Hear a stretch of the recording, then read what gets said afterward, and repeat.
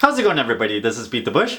Have you ever wondered why fries cost so much when potatoes are so little? Look at this, I bought this 10-pound bag of potatoes on sale for only $4. I've read those lengthy recipes where you make your own McDonald's fries, but they were quite long and there's a lot of steps. You have to dip it in water, extract the starch, you have to fry it once, fry it twice, and do all these crazy stuff. Today I'm going to simplify this recipe a lot by not doing any of that and just keeping the frying twice part. So I'm going to peel these potatoes, fry it once, and stick it in the freezer so that it'll extract a lot of the water, because the next time you fry it, it's going to be a lot crispier and it makes a huge difference. Rinse your potatoes first.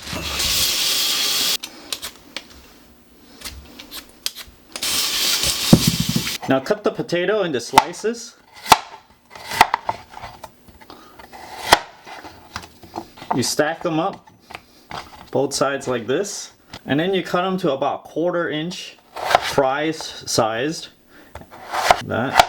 Here are all the fries all cut up. I'm using vegetable oil to fry these fries. I used about half the bottle. Now heat the oil up. This is my test piece. I'm not even using a thermometer because once you see it bubble like that, then it's pretty much up to temperature. Then you can put some more in to pre-cook them.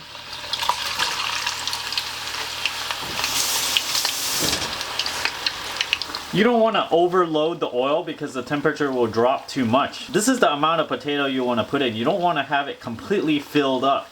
You want a little bit of room so that the potato have room to kind of roll around in there. So we just want to cook it until it's really lightly golden brown, and then we're going to stick it in the freezer. You see, this kind of look like In-N-Out fries because it's only fried once. You see it breaks apart like this and it doesn't really crunch just yet. After frying 10 pounds of potatoes, you see the oil is pretty spent now. Frying 10 pounds of potatoes took way longer than I expected. I probably should have had a bigger oil pot so I can go through them much faster.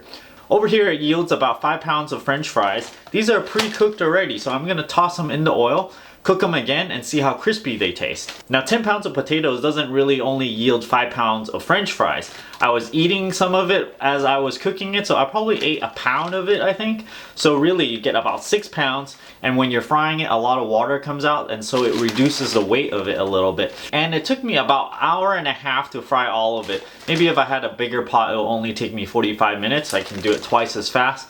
Or if I have a really big pot of oil, then maybe I can do it much quicker. After the fries cooled, I put it into this Ziploc bag and then I put it in the freezer, and an hour in I kind of moved it around so they don't stick together. Just take your fries right out of the freezer and toss them in.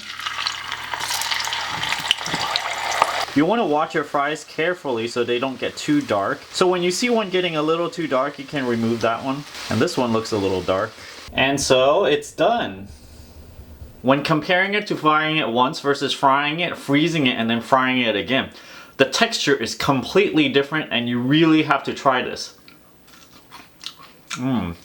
It's like so much crunchier than when you just fry it just once. To give you an idea of what this tastes like, single fry method is kind of like In-N-Out fries, whereas a double fry method, it's sort of like more commercial fries taste, kind of like McDonald's or Burger King.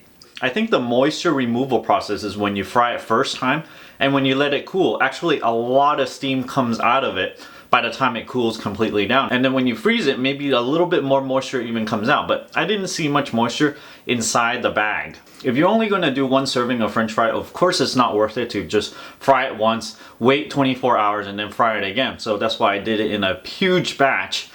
I do it all at once, and then I can just kind of take a little bit out each time because it's frozen already. And whenever I want to enjoy some really crunchy fries, I can just take some out, prepare this, and then enjoy. So give this double frying thing a try. It's a little bit more work, but I think it's well worth it. If you do try it, I'm sure you'll agree too. If you're interested in supporting this channel, I do have an Audible link down in the video description below. I also have a Patreon page here where you can support my channel directly. Don't forget to give me a like over here, comment down below. Let me know if you tried frying your fries and then freezing it and then frying them again. And don't forget to subscribe over here. Thanks for watching.